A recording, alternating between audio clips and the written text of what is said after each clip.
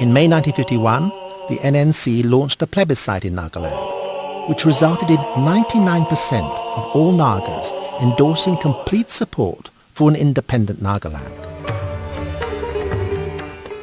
The issue of Naga independence and the verdict of the Naga plebiscite was put to the then First Prime Minister of India, Jawaharlal Nehru, in Delhi on March the 11th, 1952.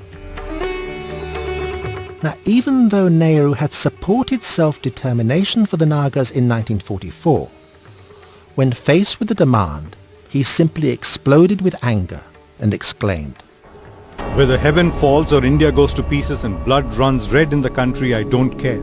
Whether I'm here or for that matter any other body comes in, I don't care. Nagas will not be allowed to become independent." In January 1952, the National Council launched a civil disobedience campaign, refusing to pay taxes and boycotting India's first ever general election. No Nagas stood for election. No Nagas voted. Nevertheless, on March the 30th, 1953, the Nagas welcomed Nehru's decision to visit Kohima. The Prime Minister was accompanied by his daughter, Indira Gandhi, and also by the Burmese Premier, U Nu.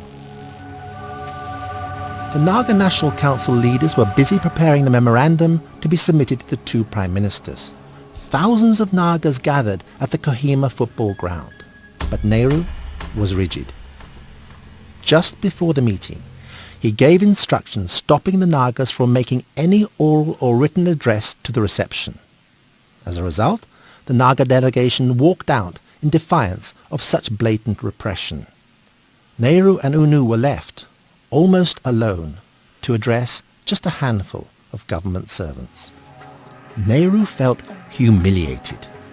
Immediately, arrest warrants were issued for 8 NNC leaders. The whole Naga Hills district and the sensitive areas were declared disturbed. House raids on Naga leaders followed, and many went into hiding. The Disturbed Area Act was imposed on the Naga Hills in 1954. Nagaland, in effect, fell under the cloud of martial law.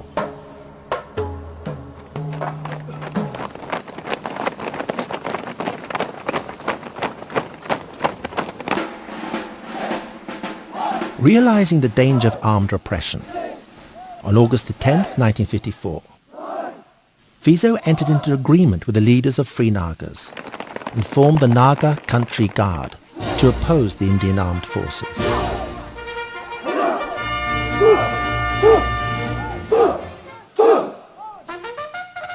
The first armed resistance group was born. By 1955, the Indian Army, or the Jawan, moved into transcending.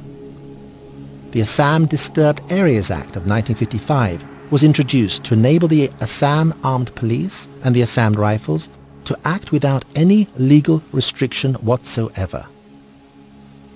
A reign of terror broke out, and the open war commenced, a war that has brought heavy casualties and loss of life to both sides for many years.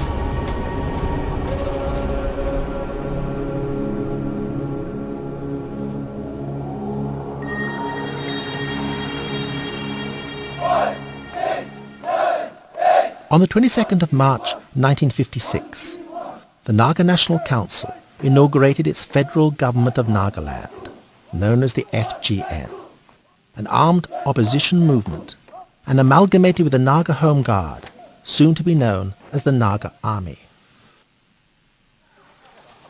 In 1956, the fighting intensified between the Indian security forces and the Naga resistance. Churches were burned, villages razed, aircraft were used to bomb and harass the Nagas.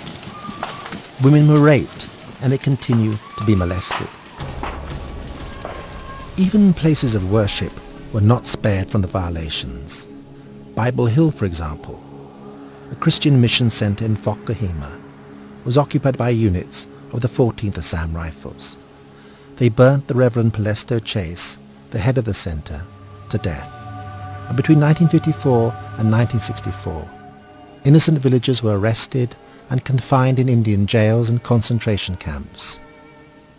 Many died, others were simply mutilated.